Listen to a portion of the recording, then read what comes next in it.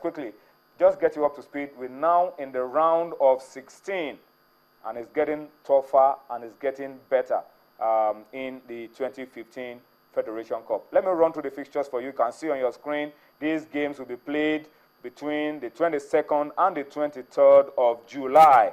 And the fixtures are there on your screen. Prime against Aqua United, Remo against Lobby, Heartland against BJ Foundation, Plateau United against El Kaneme Warriors, Kwara United against Rangers. That's a big All-Premier League clash.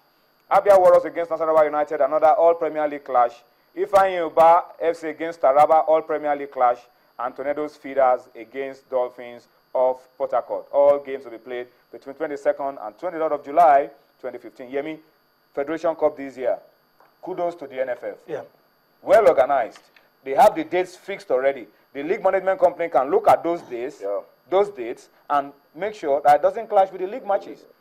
Fantastic organization this year. Yeah, I mean, we shouldn't expect less. We've been used to some standards that shouldn't be, but now when things are changing, it makes easy to be flexible. When you already know, you can work out your plans and things will go on. I really want to commend the NFF for this, and I hope that the glamour days will gradually come back. I had a lot of stories when I was a kid. I wouldn't lie. I didn't watch any of the games, but the stories were enough. I grew up in a house where a lot of stories, even games that didn't make the headlines. I mean, I know some of the players, I know some of the stories names. are even a lot more. You can recall stories from the FA Cup than that of the league, of course, back in the day. Because if it's the final, remember when Governor Babatunde Fashola came here, and for them back in the days, it's a tradition. And now, aside the quality of the organization, we can still see the competitive nature of the game. Yes. What Kukuruku Dragons did. They had to go to Enugu to get Rangers. Rangers needed to defeat them. Yes. And then you see Remo ending Eimba. And they are fine run. They are defending champions. Tornadoes Feeders beating Wicked Tourists. That's it. And then Kano Pillars losing out to Plateau United.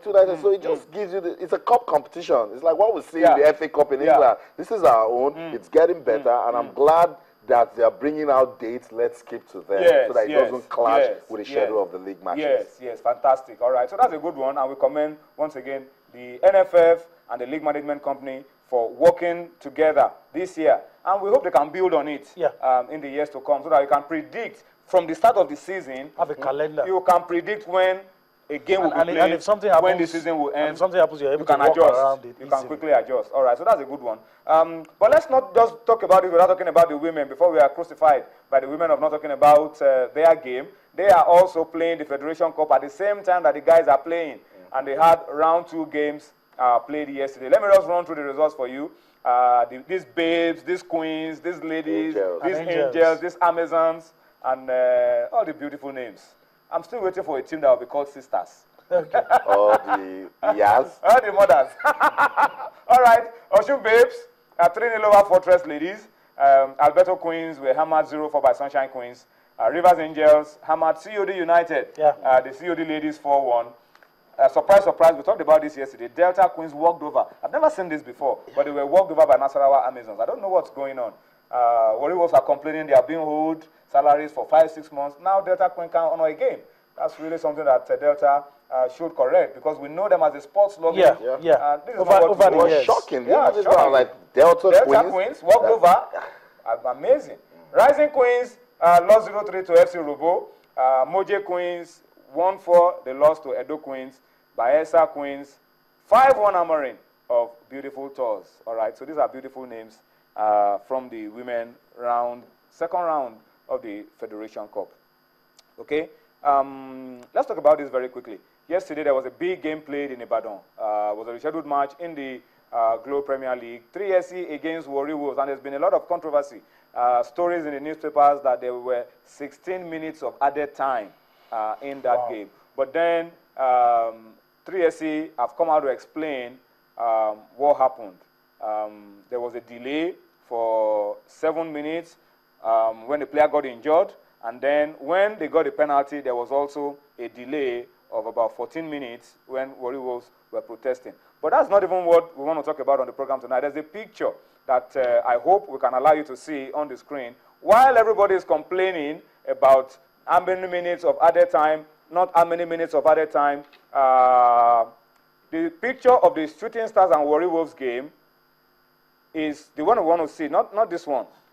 The players, a player of Warri Wolves and a player of 3SC exchanging jerseys and taking pictures. In the midst of it all. In the midst of it all. And the guy wrote on his Facebook page that it was a war, but I took time out to take this picture with my best friend. And that's what we love And that's the message that I think we should be pushing out to fans of teams, rival teams in the league, that look, everything comes down to friendship. Yeah. At the end of the battle, it comes down to friendship. I was thinking I would be able to see that picture, but I'm sure maybe we'll still try to get it out for you. It was Abu Aziz who scored the goal for Warri Wolves, and Najim Olukokun who scored the equalizer for 3SC, taking pictures at the end of the game with the coach of 3SC to show to everybody that, look, it's a war on the pitch. Outside of the pitch, we're friends.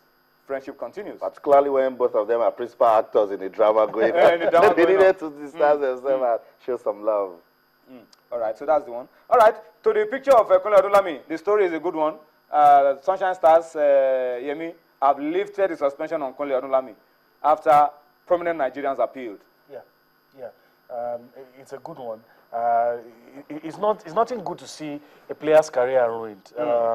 Like you said the other time, the loopholes in our system makes this happen. I'm not in any way commenting whatever Kunle Odulami did and the way he did it, but sometimes, you know, these players are desperate to leave the shores of this country, and every opportunity that comes their way, they're always ready to take it. But I'm happy that Sunshine is behaving like the big brother, letting this slip.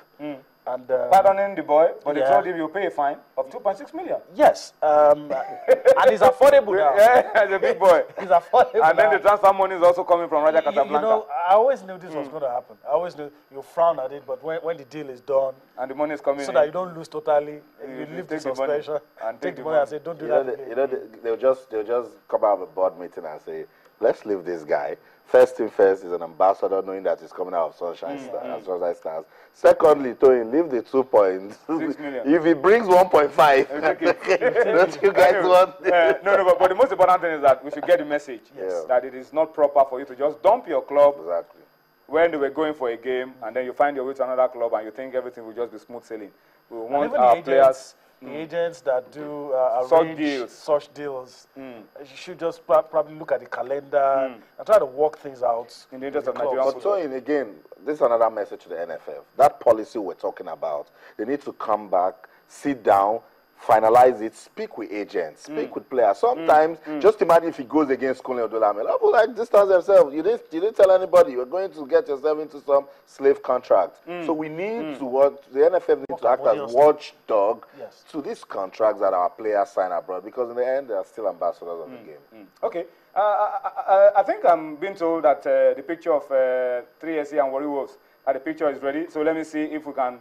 Okay, I'm told that the picture is not ready, so we just move on. Let's talk tennis very quickly before we wrap up this segment, because Femi is itching to come in.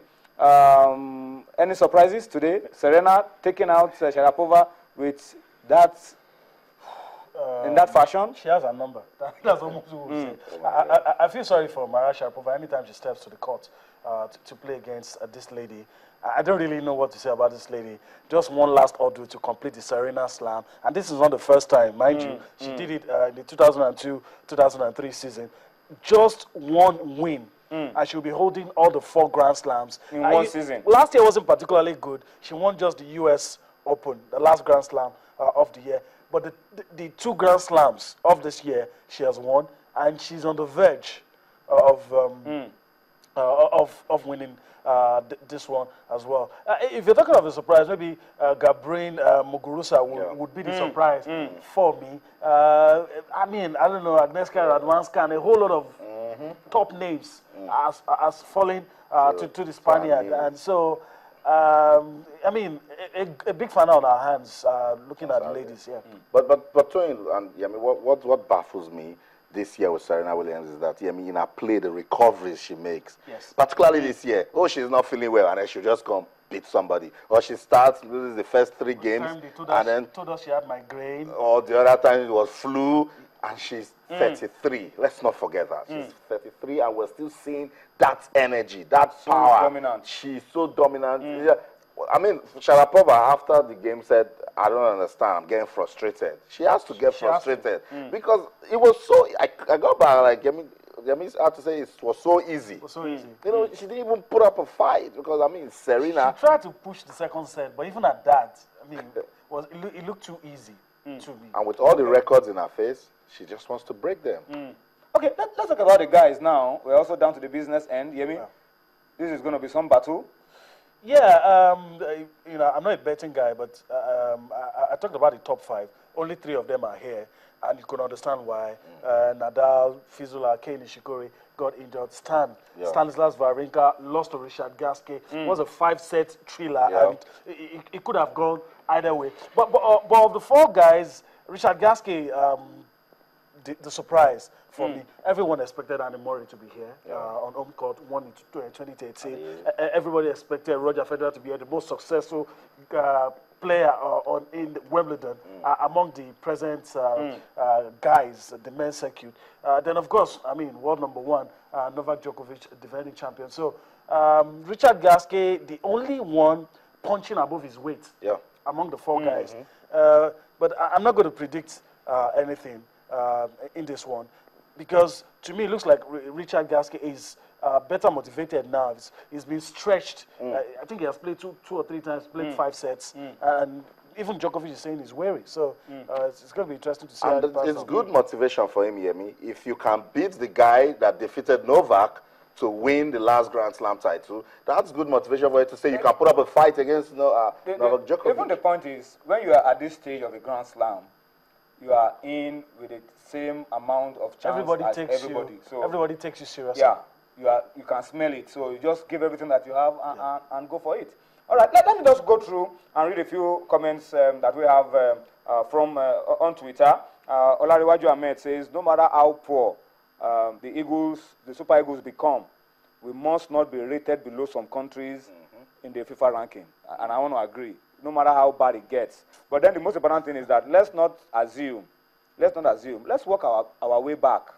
I mean, a long time ago, people will tell you it's not possible for Nigeria to be ranked out of the top 50 in the world. Now we are 57 in the world. So let's keep working our way back. Matter. It does. You would think Brazil can never be out of the top 10 for almost 2 They years. were almost in the out of the top 20 at some point. Yeah, for Look almost at 2 years. Spain, already out of the top top 10. If you don't pay attention. If you don't pay attention. Filate at Zach Filate says he's watching us from Texas.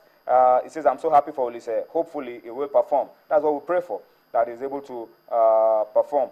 Benga Ajayi at Benga Ajayi 11 says the road to Russia 2018 is not going to be easy. This explains why we need to prepare, prepare adequately, prepare well. He's sending his one in from Benin City.